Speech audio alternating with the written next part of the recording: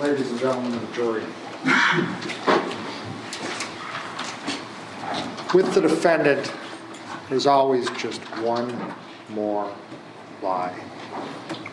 Just one more lie. And that's, ladies and gentlemen, really what this case is about. Judge, Is the objection, defendant reproach. telling? Overruled. Please be seated. You can continue.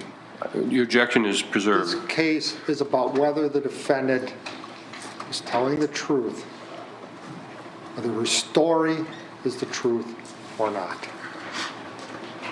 Because if the defendant's story is not true, the defendant is guilty. Guilty, first-degree intentional homicide of Alex Woodworth on March 22nd. I'd like to start closing argument with a discussion of what's not at issue in a case. And ladies and gentlemen, there's no question in this case, there's no doubt at all, that the defendant caused Alex's death. The defendant killed Alex Woodworth on March 22nd, 2018, when she repeatedly stabbed him. And there's no real question that that action was intentional, ladies and gentlemen, that she intended to cause Alex Woodworth's death. Now you may say, wait a minute, she testified, she said, I didn't intend to, I didn't want to kill him, I didn't plan to kill him, I didn't intend to kill him. But that's not the issue. Because as the judge told you just a little while ago, intent is not just what the person in their mind plans. That's one part of intent. All right, that's one way you can prove intent. If they say, yes, I wanted to kill that person, that proves intent. But intent is also proved if we can show, and if the evidence shows, that a reasonable person at that point in time knows that their actions are practically certain to cause the death Judge, of that's the not individual. law. Objection. That is not the law. Page 5 says the law. That's not the law. Objection. Can we approach? Your Honor, the law is if the person knows that it's practically certain to cause death, that is intent. That's not what he said. Can we approach, Judge? He misstated the law. Your Honor, this is argument. All right, this is argument. It's overruled. Your objection is preserved. You make your record after the argument.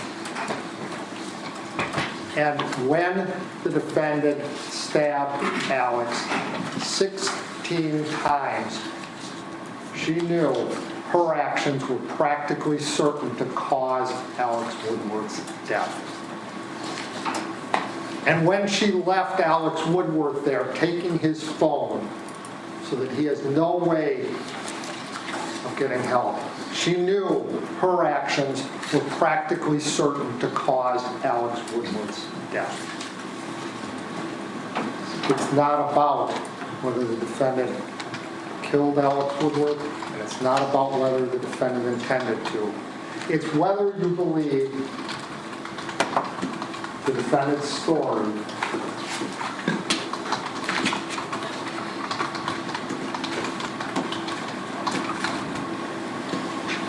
her most recent story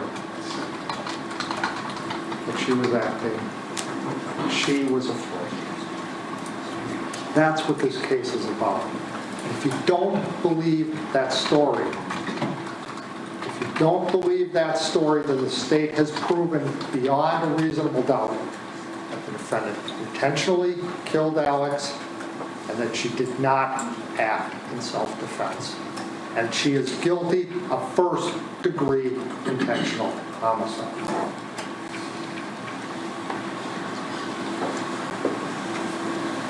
In deciding whether or not her story is true, you've got to look at her evolving story. Because her story evolves as time goes on. What's her first story? What's her first story about what happened? It's what she tells Officer Reeves and medical staff at Mayo. This happened at Owen Park. You don't claim. I don't know how I got to Menominee. I don't know how I got to Dunn County. This happened at Owen Park. And that's important, ladies and gentlemen. It's important for a variety of reasons. But not the least of those reasons is important because when you use your common sense, you know why she's lying about it happening at Owen Park. And you know why someone who's being questioned by police and others about what happened would lie about what happened. Your common sense tells you that.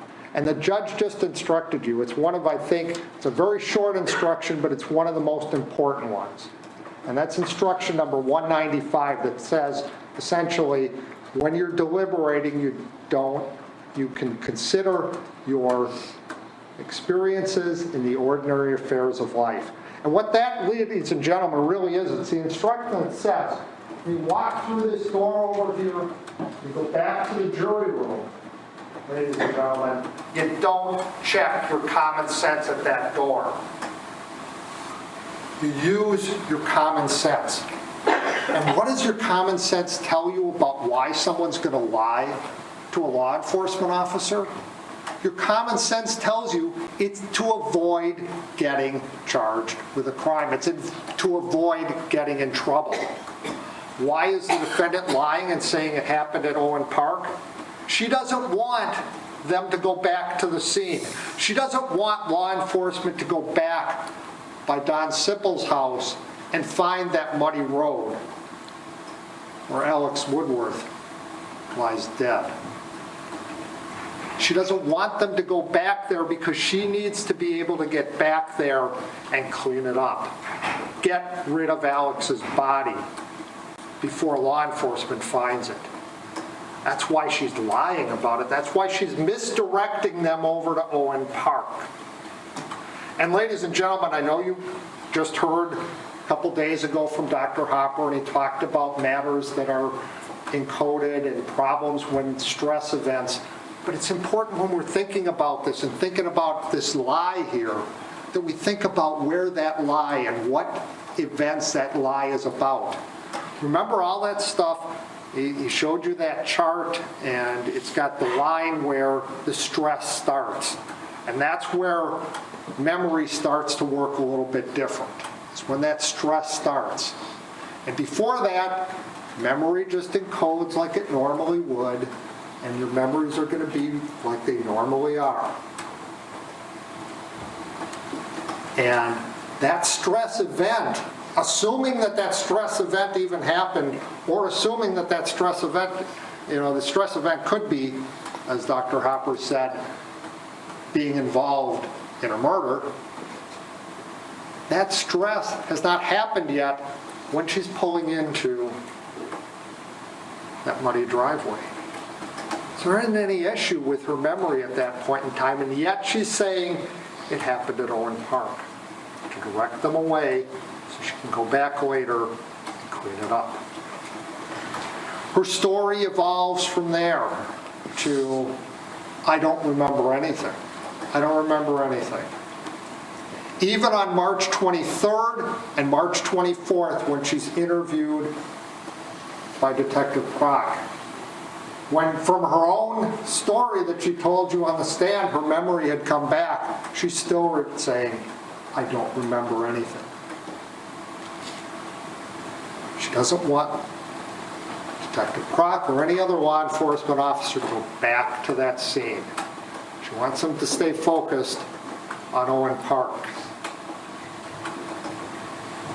And finally, when she's confronted with the facts, when she's confronted with information, Detective Prock was talking to her in a calm voice, talking to her in a friendly manner, and confronts her and says, look, we found your car. We walked down that muddy road and found your car. What do you think we found? And now she's got to go to plan B. Plan A is, Alex attacked her, he took off with my car, don't know where anything is, don't know where he's at, don't know anything about it. She's got to go to plan B and say he was attacking her there, and then she stabbed him. And now, all of a sudden, all those facts that, again, using Dr. Hopper's description, are the facts that are super encoded, the critical, the central details of what happened come out. But the story has to evolve even more, and it evolves into the story she told here. Because the story she told them is not the same story she told.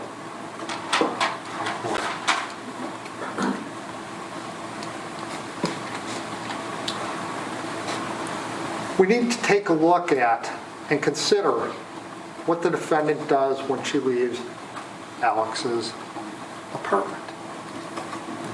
Remember, testimony from everybody is that they were going to leave Alex's and they were going to go to someplace public. They were going to go to someplace where they could talk, be around other people, so there wouldn't be any issues.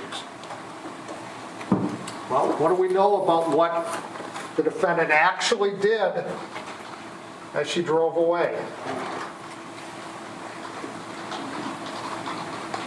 We know, ladies and gentlemen, that she's right here, Alex's apartment. She knows, and there's Half Moon Park right here. There's Phoenix Park right here, a couple blocks away. There's Owen Park that she talked about right here, real close to Racy's, where she wants to be. Does she go to any of those public places? Does she go anywhere near them? No. She takes and drives straight out of town from Cameron to Madison. It all just changes names and drives straight out of town. Away from the public. Away from a location where she can be with other people as she talks to Alex. Because her purpose is not to talk to Alex, her purpose is to confront Alex. And we're going to talk about that in a while when we talk about the defendant's motive. Her purpose is to confront and get Alex to change his mind about the relationship and admit, as she put it, that the relationship was a mistake. She needs to confront him, and she needs to confront him someplace away from people.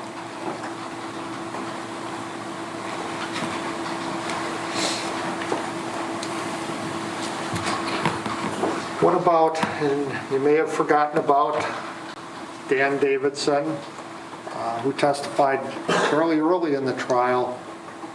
But what does he tell you about what he sees? What he sees is important for two reasons. It's important because it contradicts the defendant's story, and it also helps to fill in the timeline of what happens. Because Dan Davidson, bus driver at the time for Eau Claire, person trained to make observations of other drivers so that he can make sure what they're doing, to watch them, to look at their eyes. Tells you he sees a car stopped in the road, pointed at this road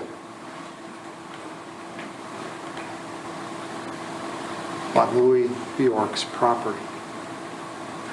And he sees two people in there, and he sees a woman driving.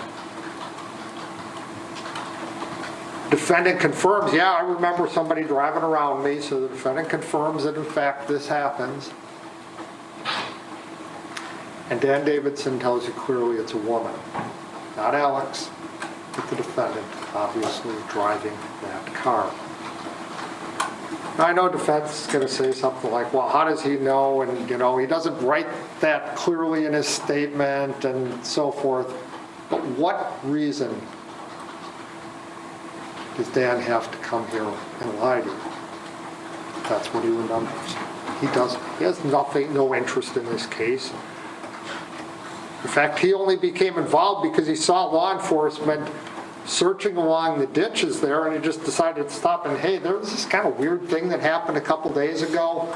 Just thought I'd tell you about it. Doesn't have an interest in it. Clearly, the defendant was driving.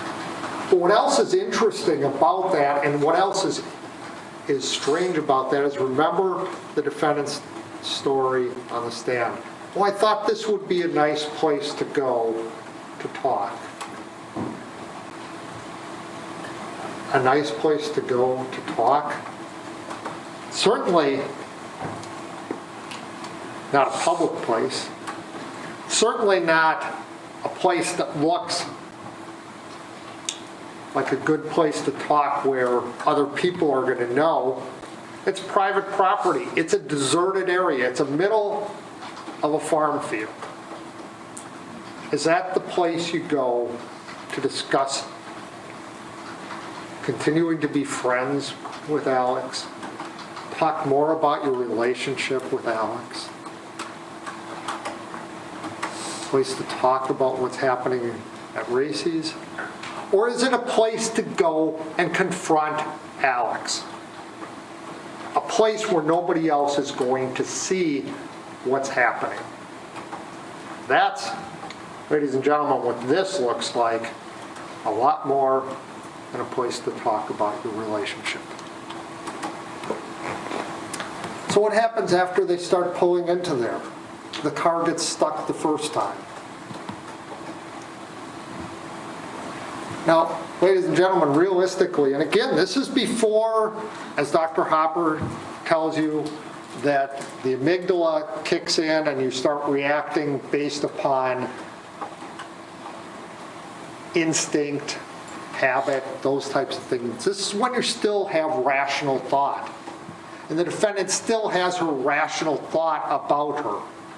And what does she decide to do? The rational thought is you're on this muddy road and you're starting to get stuck. If you get stuck, rational thought says, I'm going to back out of here and get out of here before I get stuck so that I can't get out.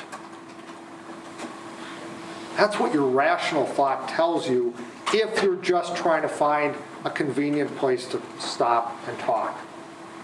Despite the fact that there were probably hundreds of places to conveniently stop and talk where there are other people around. But if you want to get to the location where you, over that hill that you heard about, to where you can't be seen from the road, so you can confront someone and confront them and make them do what you want. You want to keep going. You want to move forward. You want to go over that hill and get away from where everybody else is. And that's what the defendant chooses to do. And once they get stuck, the rational thought is, let's get some help. You know, it's going to have to get out of there sometime, and you're going to have a tow truck someday or sometime. Just because it's going to cost some money, rational thought is we need to get out of here unless we still need to confront him. And he'd do that before anything else happens. Now, as I said at the start, this case turns on whether you believe the defendant's story or not. And I want to talk about why the defendant's story is not believable, why the defendant is not credible. There's 5 areas that I want to cover when I talk about that. I want to talk about the lies that she's admitted that she made. Things that she told you or told others were clearly lies. And not, as Dr. Benson talked about, lies of omission, but rather lies of commission, lies where she intentionally deceived someone knowing what she said was false. I want to talk about lies that are proved from the evidence. In other words, lies that, based on other testimony, other evidence were clearly things that she said that are lies. I want to talk about inconsistencies in her story. And I'm going to talk about inconsistencies not in these peripheral details about things that happened after a stress event, but rather inconsistencies either before that stress started. In other words, changes she made to her story before the stress event happened, or inconsistencies in central facts, as Dr. Hopper talked about them. Fourth, I want to talk about how the physical evidence, the things that don't matter based on a person's memory, don't matter based upon how people think about things, don't matter on whether you believe someone or not, but physical facts, evidence from the scene, evidence that we've uncovered, and how that physical evidence contradicts the defendant's story and says the defendant's story is not true. And finally, I want to talk about the DNA evidence and how the DNA evidence also, which is another form of physical evidence, another form of physical facts, how that evidence also contradicts the defendant's story. So what lies do we know that the defendant told?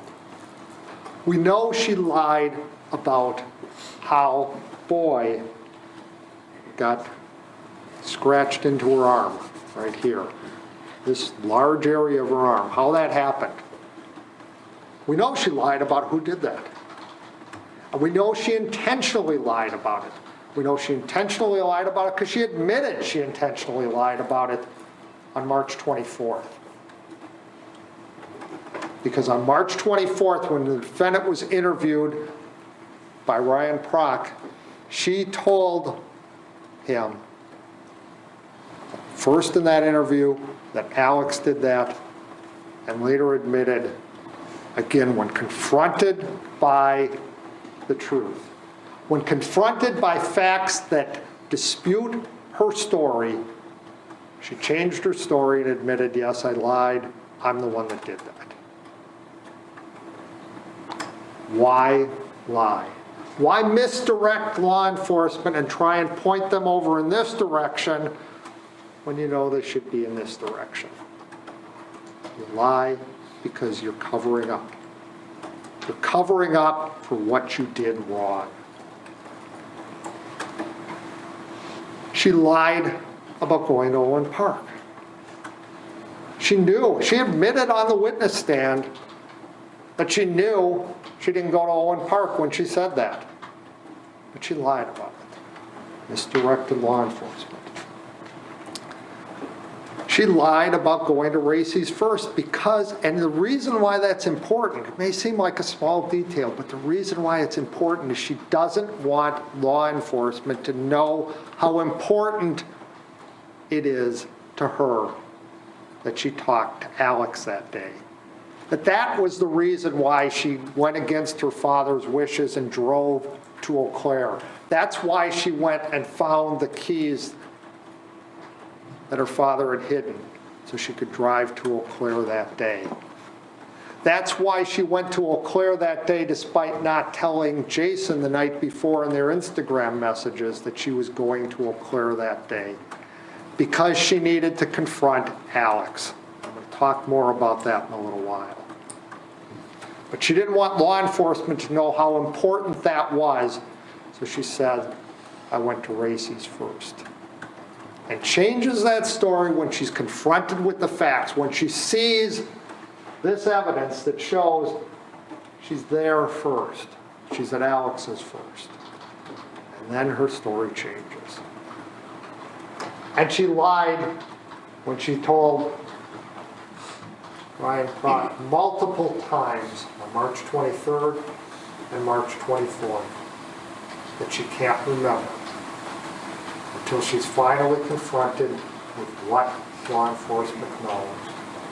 And at that point in time, admits, all right, you got me But this is what happened.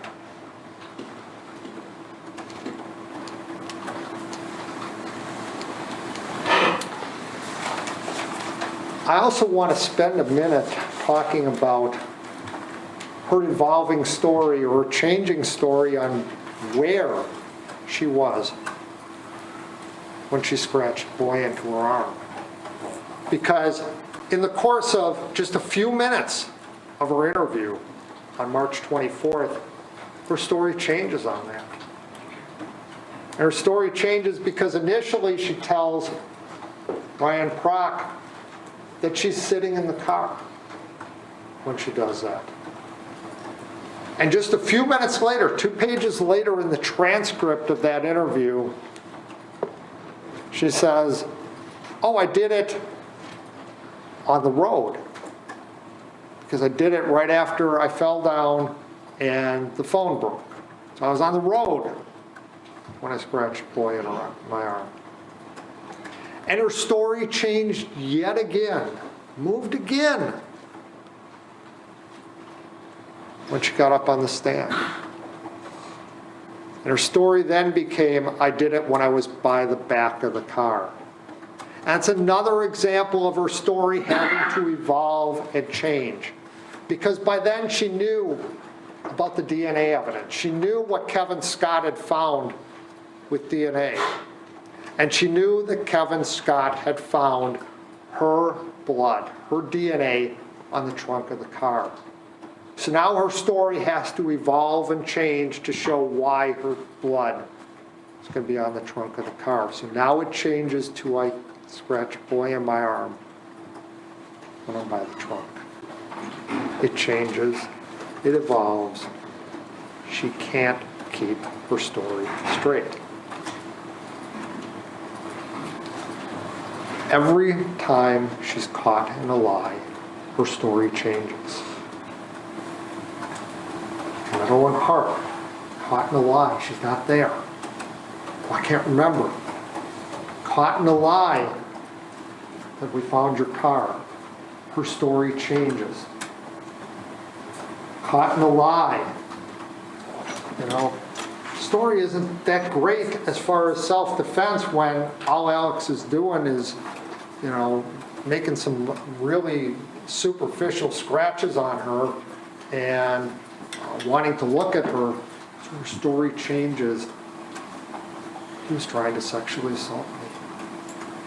As she's confronted with facts, she's confronted with the truth, her story evolves and her story changes.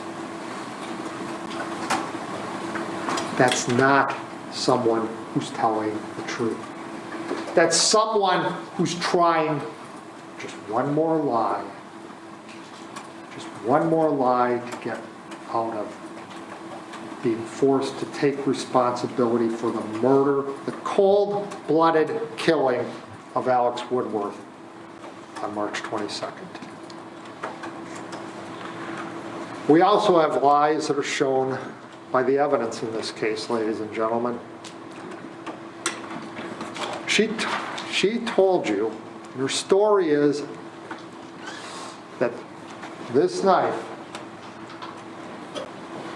right here, this EMT knife that was used to murder Alex Woodworth,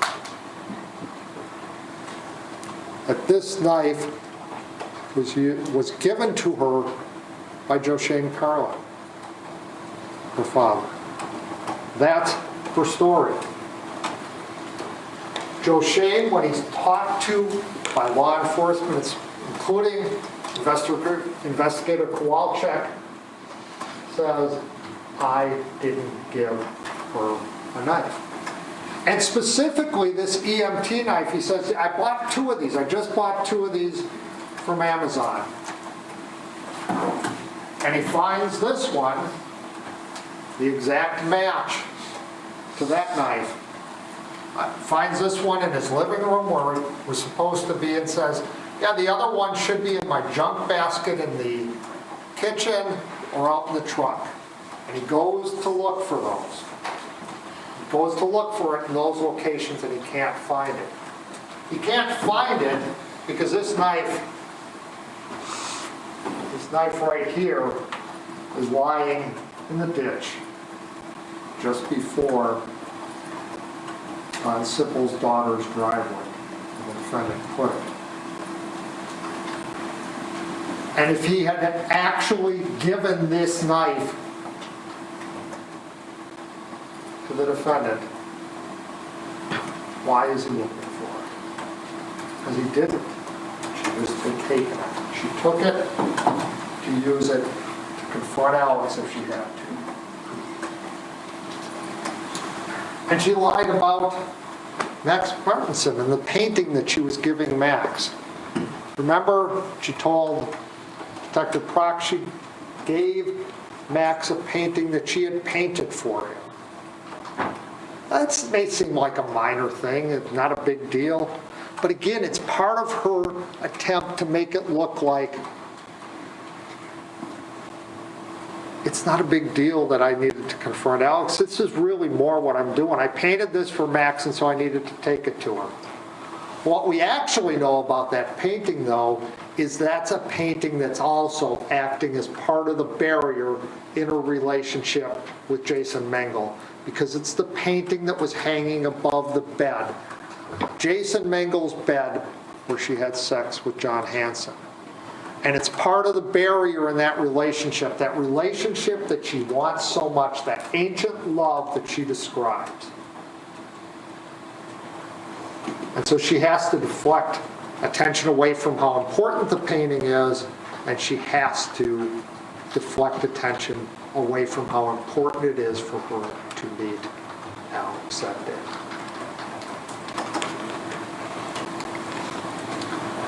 There's more lies from the evidence. Another one, minor one again, but another one that shows the defendant can't keep her story straight because she doesn't tell the truth. Is she said, I was talking to Jason, I was sitting in my car and talking to Jason when the police arrived. Well, you all saw the video from Officer O'Neill. You all saw that video, and on that video, Officer O'Neill meets with Jason over at the school, over at that Montessori school across the road when he first gets there.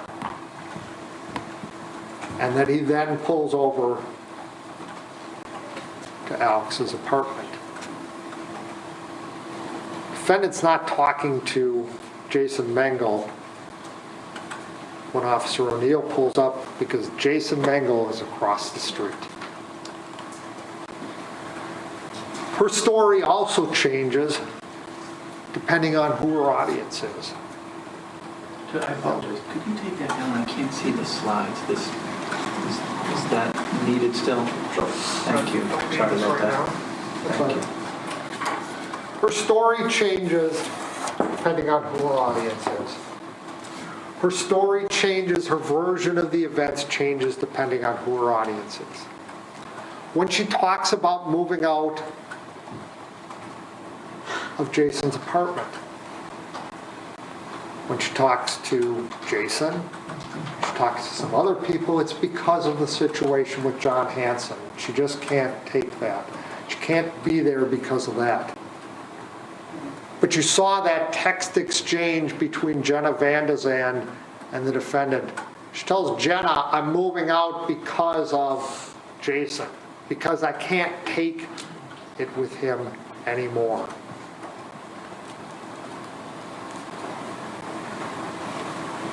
She tells Jason in that Instagram messaging, I'm going to see Alex and I'm going to tell him off one more time. You know, if he doesn't, if he gives me that look again, I'm going to punch him. I'm afraid I'm going to punch him. That's why she's seeing Alex, according to her communications with Jason.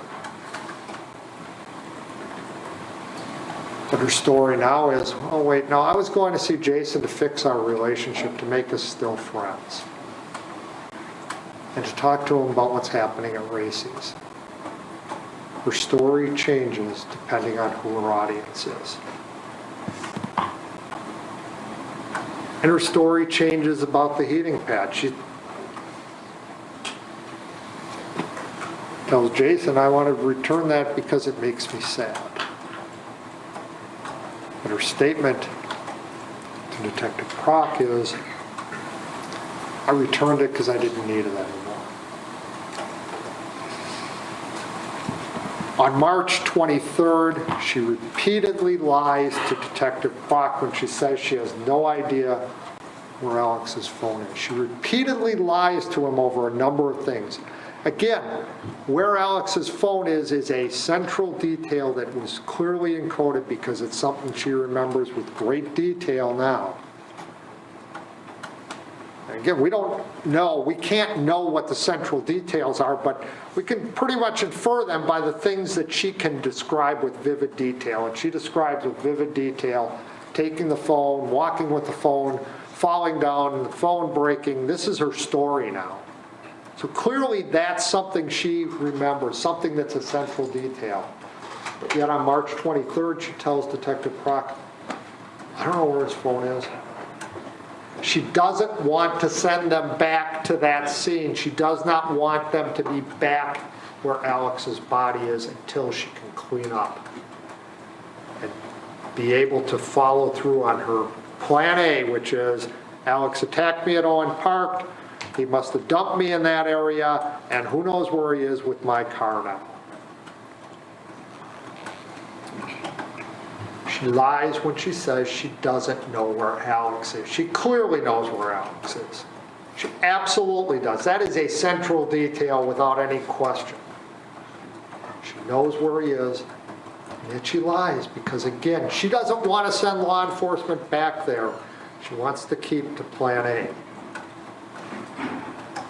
And finally, she lies, a small detail, but she lies when she says she urinated herself. She wants to make herself look like she was really panicked. So panicked she urinated herself. Yet Joe Wayne and Jennifer Morris, who examined the defendant closely, said she had not urinated herself. She wants to make it look that so bad that she had to urinate herself. It didn't happen.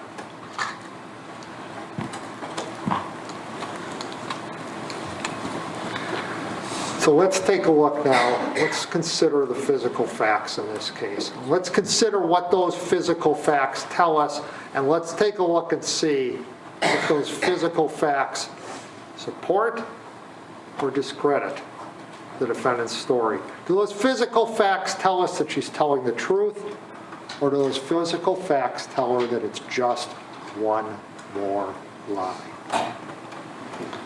Let's start with Alex's cell phone. Alex's cell phone is found there, and her story is that she fell while she was walking, and the phone broke, and that's where it's going to be. Well, physical facts tell us that the front of the phone and the battery, which is out of it, are down here. Right here. Much nearer the driveway. And the physical facts tell us the back of the phone is right here, almost to the location of the driveway. Physical facts show she's not telling the truth about what happened to the phone. Didn't break when she fell down. She took it apart, left part there, and left part in a separate location. Now, defense may say, well, wait a minute. We know there was water flowing there. There's water flowing along here. But the water is flowing in this direction here. From Don Sipple's down towards Louis Bjork's property. And what does your common sense tell you again about this? If water's going to move part of that phone, is it going to move this part that's heavy and going to sink? Or is it going to move this part that maybe is a little lighter and may float along? It's going to make the back, it's going to make the back move. not the heavier part. Physical facts tell us her story is not true. Physical facts about this injury to Alex right here in the side of his head, on the right side of Alex's head. That physical fact tells us the defendant is lying, and was lying when she got on the witness stand and told her story. And why, ladies and gentlemen?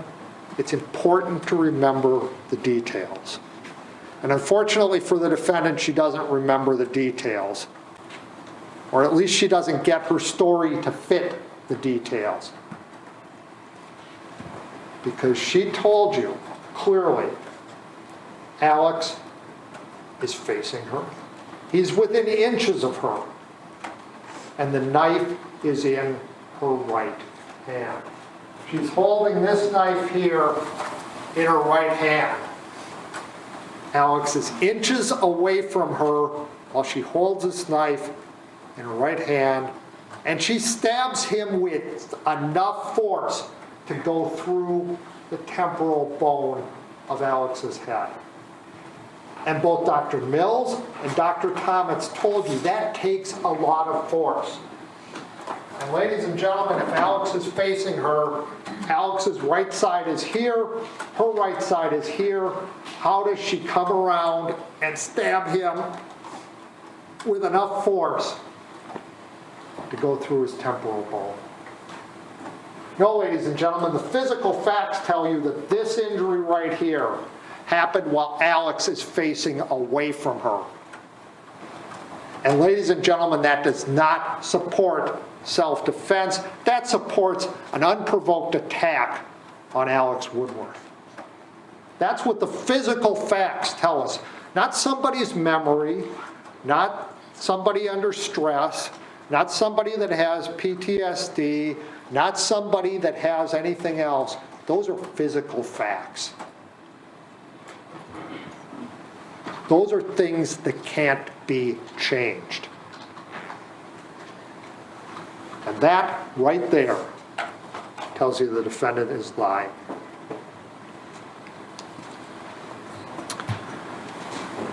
Defendant's story is that except for one stab in the left side on Alex, every other stab took place while she's in the car. That's her story. That includes the stab to the head that we just talked about. That includes the slices along Alex's right side of his neck, slices that were so deep that they cut through the external and the internal jugular vein, leading, as all of the medical doctors agreed who testified about it, said it was going to lead to a lot of bleeding. That includes the cut to Alex's groin that involved a lot of bleeding. I mean, you saw, not only did you hear from the doctors, you saw Alex's sweater, you saw his pants, you saw how much bleeding that is. So Alex is supposedly either in the car or right near the car when that happens. When that slice occurred and all that bleeding, again, it's not spurting blood, but it's heavy bleeding. What do the physical facts tell us about that story, that Alex is in the car when that happens? Well, this is the interior of the car. Now we see a fair amount of blood in here, but what we see is transferred blood that's smeared off of Alex when he sits there after he's stabbed.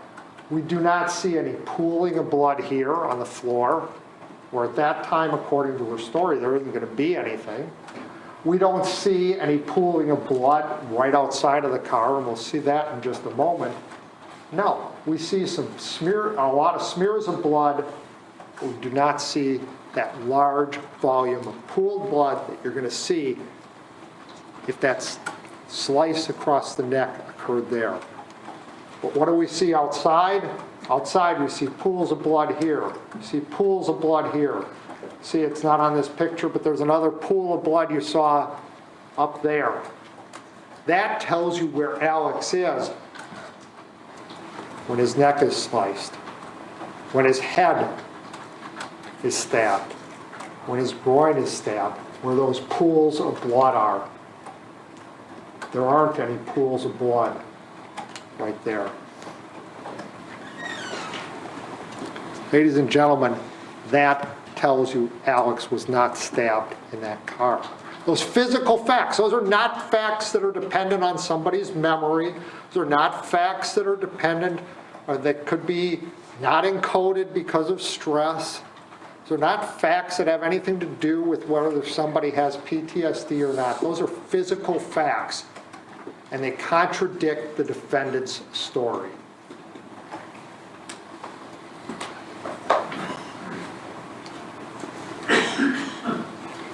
I also heard about the defendant's license. This is another physical fact.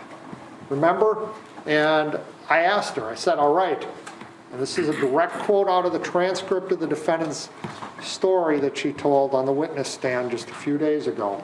All right, and you told Officer O'Neill you couldn't find your driver's license, correct? Her answer was, I think I was having trouble shuffling around. The middle console was full of lots of paper and stuff. She couldn't find her license in there. Well, what do the physical facts tell us about this one? Physical facts show us this is her license here, all right?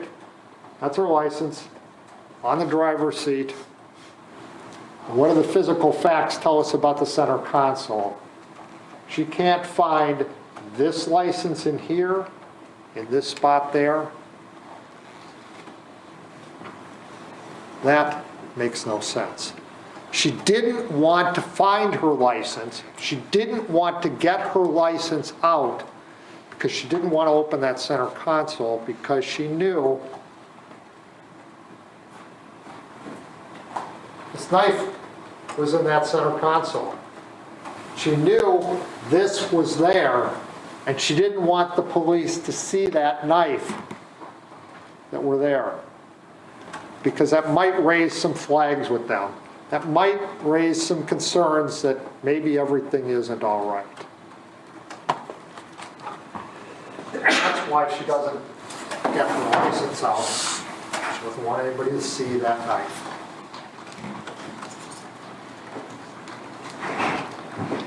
And what do the physical facts about the defendant's injuries tell us? Physical facts about the injuries tell us exactly what Dr. Tillotson told you. We're going to talk about why Dr. Tillotson is credible in a little while. But the physical facts about her injuries tell you that those injuries were not inflicted by Alex in an attack on her. Even just looking at them and understanding them yourself, it's clear. I mean, this, ladies and gentlemen, comes right from the exhibit. I think it's exhibit 195. And you saw this was part of the page that was put up on the screen. And this is what the chapter talks about as parallel, superficial, incised wounds. They're not talking about geometrically parallel lines. They're talking about lines that are going in the same direction, all right, as opposed to, lines that are going all over the place. And you can just imagine if you're kicking and moving and your leg is going all over the place, it's going to be impossible to cut a straight line. Lines are going to be zigzag. They're going to be starting, stopping. They're going to be all over the place. But this is talking about multiple parallel superficial incised wounds. And what do we see on the defendant? Not only do we see that, but we start with this one right here, which the defendant admits she did to herself. And take a look at that in comparison to these on her hand. Very similar depth, very similar looking wounds. Compare them to these right here on her leg. Again, very similar looking, multiple lines. Again, when you consider what the picture in the textbook itself shows, multiple parallel, superficial, incised wounds.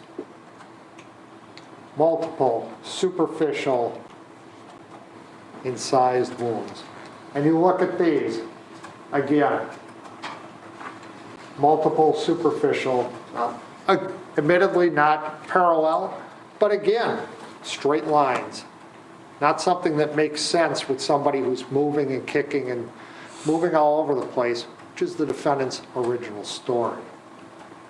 And I'm not going to, for various reasons, show another one of the pictures which shows the even more superficial wounds in the most sensitive area.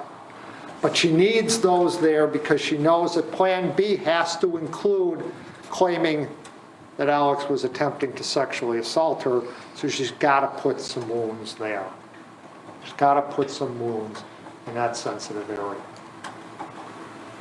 But what, ladies and gentlemen, you remember, she said her story to Detective Prock is, I cut my hand when I grabbed the knife. I grabbed it with my hand on the blade, and it hurt a lot. This is what Dr. Tillotson says it looks like when you grab the blade, and it hurts a lot to get it away from your assailant. And so the defendant's story has to change again. All right? She gets confronted with this when Dr. Tillotson testifies at a hearing before trial. She knows now that story about grabbing the knife by the blade to pull it away from Alex doesn't work anymore. So her story has to change. Her story changes to, I batted at the knife, and then I kneed him in the groin, and that's how I got the knife away from him. Her story changes when she's confronted by the facts. And her story... Prosecutor Dufour laying out his case. Don't worry, we'll pick up right where we left off after this short break. You're watching Court TV. Furnace breakdown? Oh no! That could be a $3,300 bill you weren't expecting. Fridge on the fritz? That could cost you $2,500. Burst pipe? That could be $1,100. But not if you have a home warranty plan from First American. With a First American home warranty plan, when a covered appliance or system breaks, call or click. That's it. And we'll repair or replace it for you. And for most covered repairs, all you pay is a small service fee. We have plans that cover air conditioning, most appliances, plus heating, plumbing, electrical systems, and much more. Plans start as low as $25 a month, and most come with a risk-free 30-day money-back guarantee. A leak came from the ceiling. We made a call to First American, all fixed. Everything they fixed has stayed fixed. Why let a major system or appliance breakdown bust your budget or go through the hassle of trying to find trustworthy service people? Get the First American home warranty plan. And when a covered item breaks, call or click. That's it. And we'll repair or replace it for you. We're part of the First American family of companies, named one of the most trustworthy companies in America by Forbes magazine. Saved us thousands of dollars. Saved close to $7,000. So we're talking $700 or $800. So we were stoked. Last year alone, we saved our customers over $140 million in repair and replacement costs. Don't wait until it's too late and you're stuck with a huge repair bill because your air conditioner, furnace, or fridge broke. I feel confident, I'm safe with them, and I know they have my back. If you don't have First American warranty,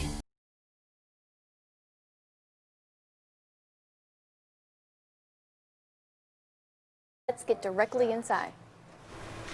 And her story on getting the knife then from there doesn't make much sense because according to her story, her glasses are off, she can't see more than a couple inches in front of her, and yet she's able to find the knife, pick it up, and use it without her glasses.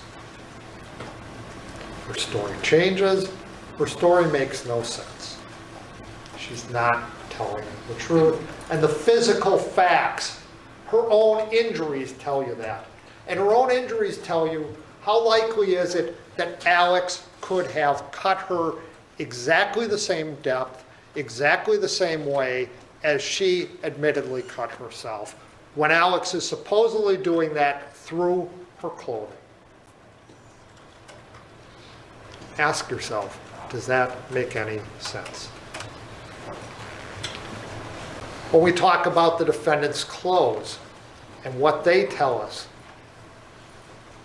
about her story, we start with the blood that's on her blue flannel shirt. I'm not going to take it out now, I'm going to take it off a little bit. There's blood on her blue flannel shirt. And whose blood is on her blue flannel shirt? The defendant's blood. That's whose blood is on that shirt. And ladies and gentlemen, you heard the testimony, you saw the gold sweater. There's no visible blood on the gold sweater. How does the blood get from her skin onto the blue shirt without touching the gold sweater, without leaving a stain on the gold sweater too? We don't have magic blood that goes through that sweater from her skin to the blue shirt. Defendant's story is that she didn't take off any of her clothes, she didn't remove any of her shirts, she didn't take anything off, and she carved the word boy in her arm through her shirt. Now, first off, how do you do that and be able to make a readable word on your body that you scratch into it with a knife through clothes without being able to see what you're doing? But more importantly, ladies and gentlemen,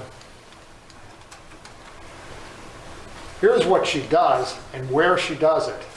And look at that in reference. This is the shirt that's closest to her.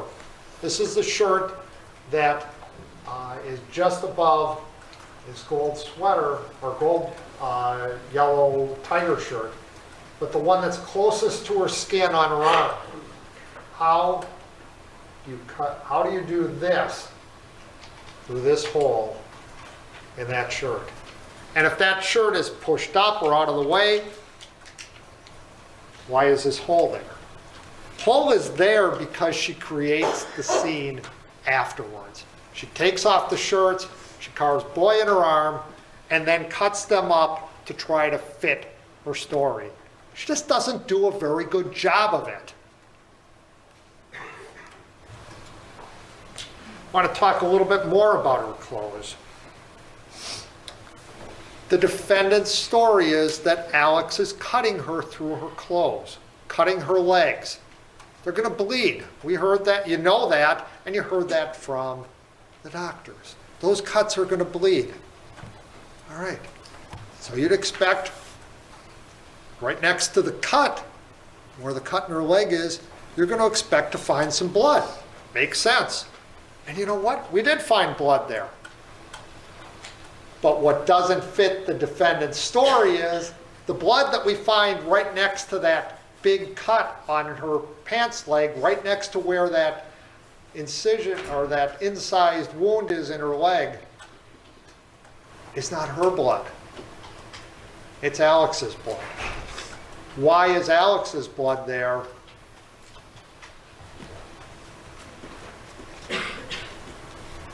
When Alex wasn't bleeding when this was supposedly happening? Why isn't it her blood? Her blood is found on this leg, where her hand would be, and her blood is found in a mixture farther away from the cuts in the leg. It's because she cuts those clothes afterwards. And she cuts those clothes after she's killed Alex and Alex's blood has gotten on her. And she cuts them when they're not on her. And then cuts her leg so she can create the scene. She also tells Detective Prock, when he's asking her where she's injured, she makes sure that she says, oh yeah, there's a cut on the pants here. I was injured over here on my left leg too. But there isn't one. Because she's trying to match up all the places that she remembers she cut her jeans. She just doesn't have a cut there. And still more on the clothes. And here I want to show you the clothes and show you this. because we got to take a look. And it's a muddy area where we're at.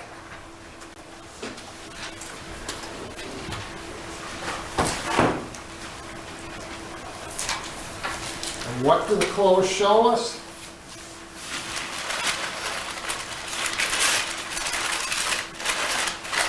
Start with this yellow t-shirt, Alex Mengel's t-shirt. It shows us mud right here. There's mud on this yellow t-shirt.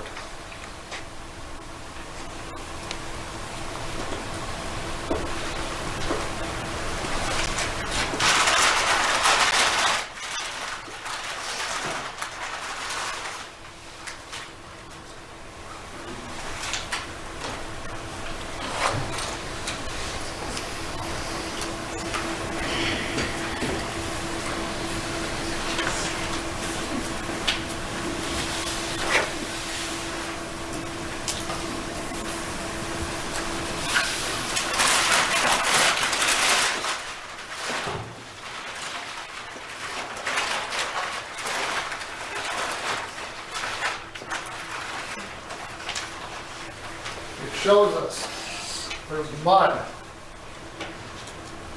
right here on this blue, what was described as spotted, but what she said was a plant shirt.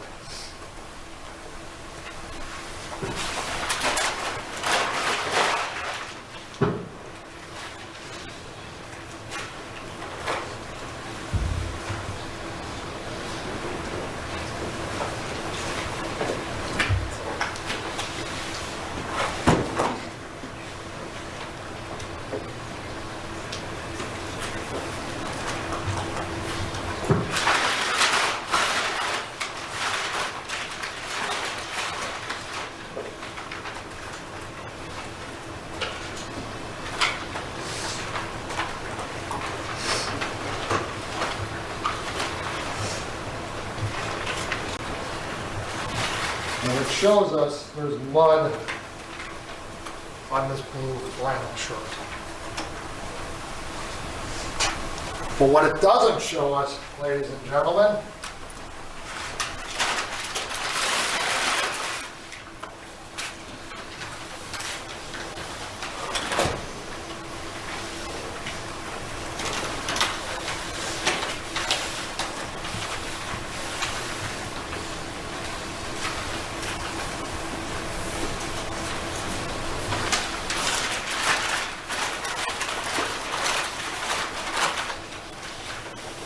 doesn't show us any mud at all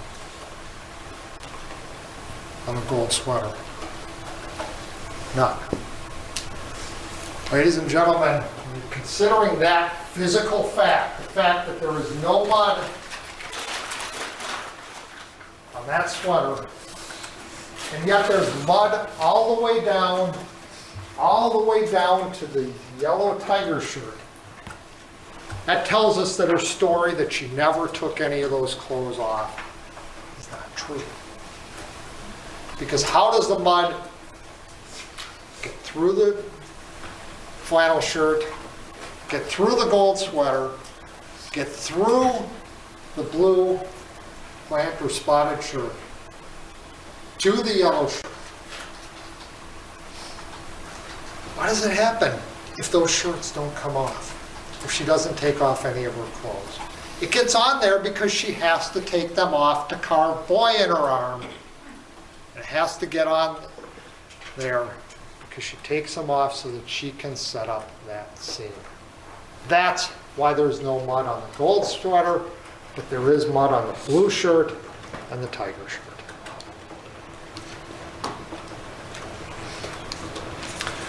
We need to also talk about Alex's clothes and what they tell us.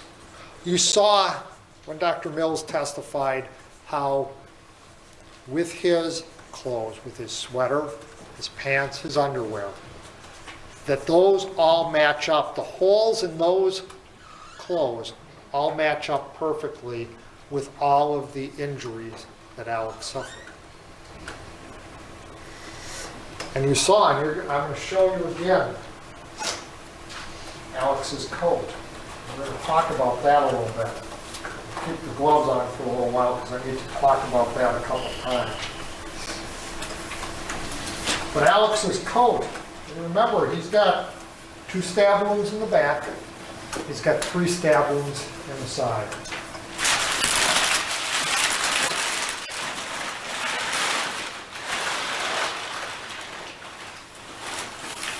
And what do we see with Alex's coat? We see, yep. We've got, I'll do it from the inside. I think it's a little easier to see on the inside.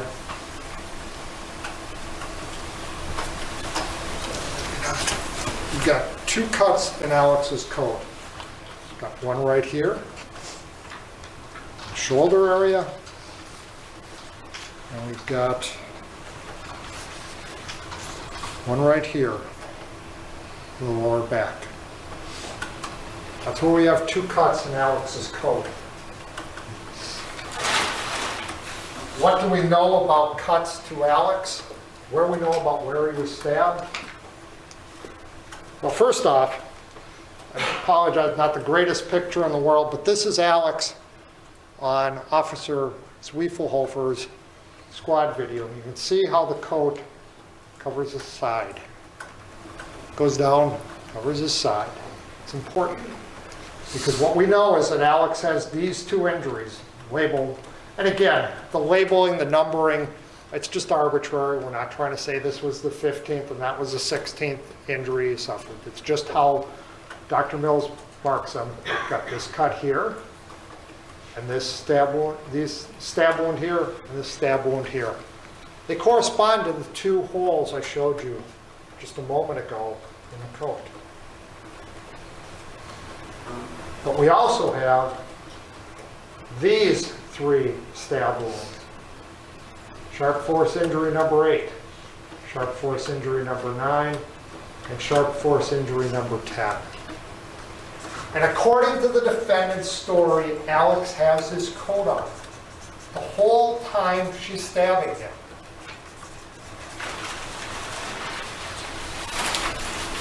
The left side of Alex's coat, you can look all you want, you take all the time you want to look at it. There is not a single hole in Alex's coat on the left side. Not one. Look at it all you want, take as much time as you want.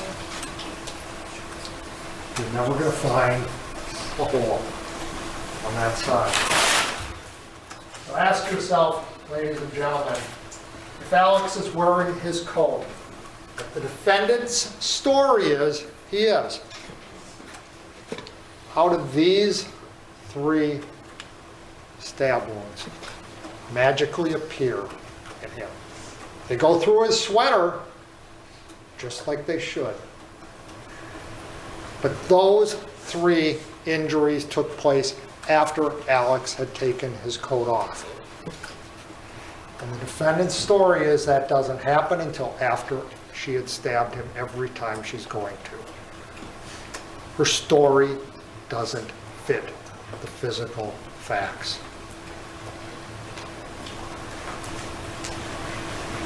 Her story is a lie. Just one more lie. So what does the DNA tell us about what happened on March 22nd? DNA doesn't lie. DNA doesn't have problems with memory. DNA doesn't have issues. DNA tells us facts. And it tells us where Alex's blood is, and it tells us where the defendant's blood is. But maybe more importantly, in many respects, it tells us where the defendant's blood is not, where her DNA is not. Because where her DNA is not also tells us that the defendant's story is a lie. So let's start with the inside of the car. This is a photo that shows, and we've added onto it so that you've got an idea of where things are. What the DNA tells us about whose blood is in the car. Remember, the defendant's story is that she is being cut while she sits in the car. Or not sits, but lays down on the back seat of the car. That the cuts to her leg happen while she's laying down in the back seat of the car. That the cuts to her left hand happen while she's laying down in the back seat of the car. Those are going to bleed. We know that. We've heard that. Common sense tells us that. Whose blood is in the back seat of the car? Alex's. And only Alex's. If the defendant is being cut while she's in the back seat of the car, why is none of her blood? Why is not any of her blood found in there? They sampled a lot of locations in there. On the seat backs, all over. None of it's hers. It's all Alex's. If she was being cut there, why isn't her blood there? What does the blood and the DNA evidence tell us about the outside of the car? It tells us, and we've talked about this, I'm not going to repeat it, that the pools of blood are Alex's. But equally importantly, ladies and gentlemen, it tells us, and it's not shown specifically on here, but this trailer, defendant's blood is on two locations, 6 feet apart. You heard that testimony. 2 different spots, 6 feet apart on that trailer. Her blood's there. Her story does not explain why her blood's on that trailer. On that trailer because she's trying to set up a scene. Her blood is also, and while you can't see it in this picture, her blood is on the outside of this driver's side rear door. Big drop of her blood is there. It runs down the door. In her story, that door is never closed. How does her blood get on the other side of that door, a drop of it like that, under her story? It doesn't fit her story. It's not explained by her story. It's explained by setting up a scene later on when the door is closed and before she tries to pull Alex out of the car and leaves him in this position. She's cutting herself, she's making up the scene, and that's how her blood gets on the outside.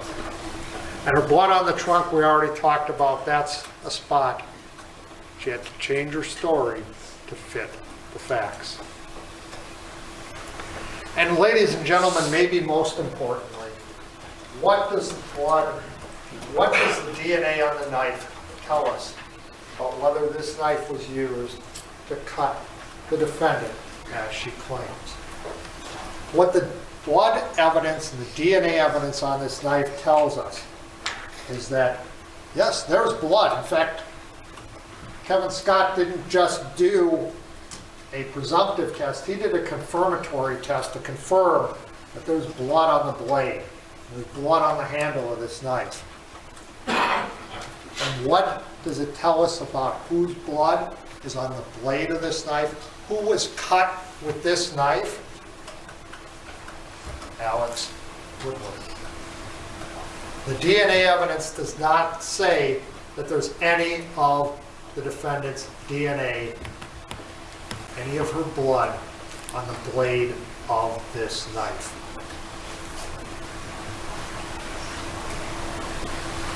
If Alex was cutting her with this knife, where is her blood? Her DNA is on the handle as part of a mixture with Alex, where Alex is the major contributor and she's the minor. And that, ladies and gentlemen, makes sense that she's using this knife to stab Alex repeatedly, which we know is the truth. No blood of the defendant. No DNA of the defendant on the blade of that knife.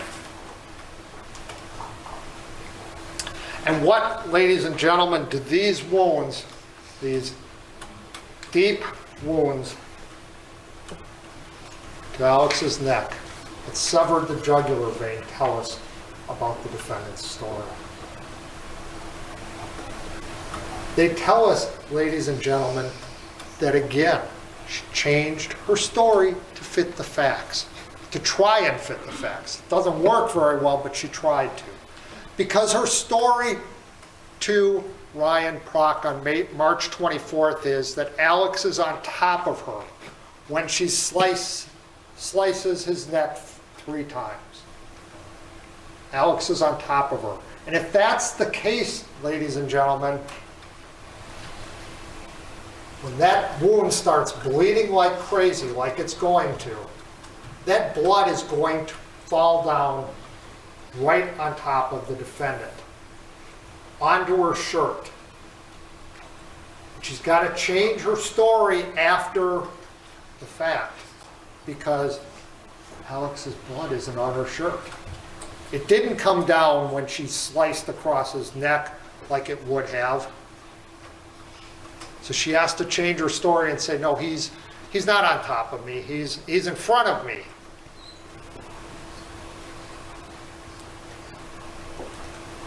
Changing her story to try and fit the facts. Because the facts from the DNA do not support her story. She's also got serious inconsistencies. And again, the state totally agrees with Dr. Hopper that when someone is involved in a stressful situation, a seriously stressful situation, that we agree, the science is clear that, they will concentrate on central facts. Absolutely agree that if somebody's sticking a gun in your face, you're most likely to concentrate on that gun that's in your face.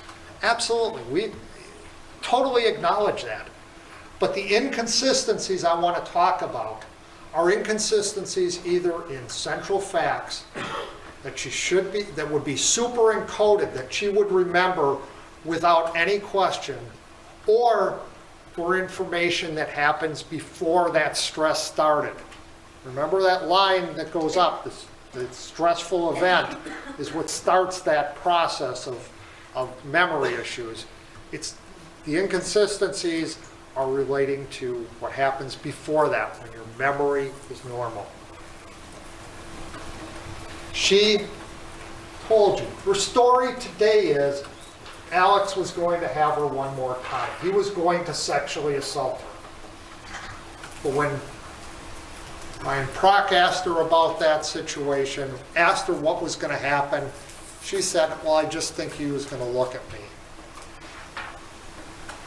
That's probably the first thing that came to her mind when she's talking about it then, but later on thinking about it, thinking, oh, geez, that doesn't sound really good. I killed him.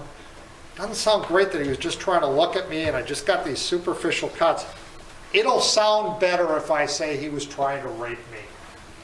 That sounds a whole lot better. That sounds a whole lot better to protect myself from getting convicted of first-degree intentional homicide. Ryan Prock asked her, why would somebody be cutting your clothes? And she told him, I don't know. Again, a central fact is what's going on here. And later on she remembers and she says, oh yeah, that's right. He cut my clothes once before. That's not something that was part of the stressful event. That's something that happened a long time ago. Supposedly, at least, happened a long time ago. And she doesn't tell Ryan Prock about that. She says, I have no idea. And while I guess probably not an inconsistency where she says one thing one time and she says another, but it's interesting to when you listen to her statement to Ryan Prock about the events of March 22nd. When she's talking to Ryan Prock on March 24th, she says, when I got to that road. That's what she said.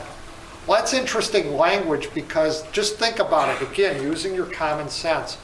When you're driving somewhere, that's how you're going to describe it. But if you're a passenger, it's going to be more like, well, when we got there, or when we, when they got there, something like that. Not when I got there.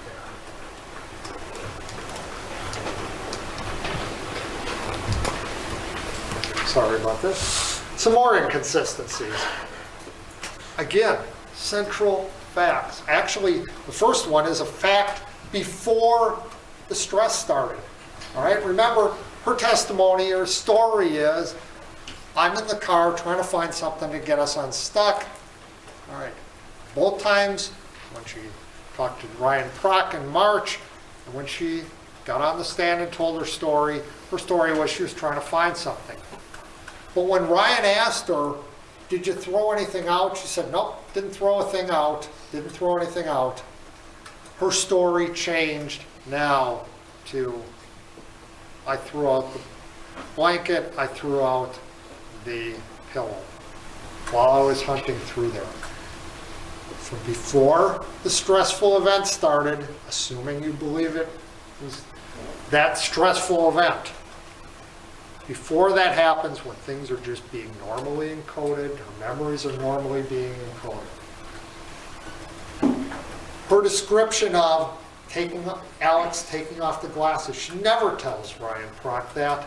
And yet her story changes to that because it has to look better. It has to look like she can't see anything so that her story can be better for her. And her story changes on where the first cuts were. Her story changes on that because remember, she told Ryan Prock, he first starts cutting on my legs. But she changes it, and she has to change it to fit the facts. Because she's got to change it to fit the facts that her first concern was when he's cutting her sweater and then she feels that prick in her stomach. And now she's on alert. That's when the stress starts. She's got to change it to that. The change in her story. Ladies and gentlemen, when you've considered all of those things I talked about, the defendant's credibility is zero. Her story is just that, a story. It's not the truth. It's not what happened. I want to spend a couple minutes, and I don't want to spend more than that because, frankly, Alex's journals are a distraction in this case. They're a distraction from what really happened, the defendant murdering Alex. But we do need to talk about them briefly. And I think the first thing you need to think about them is the unreality of the defendant's story about how she first met Alex and first got to know about these journals.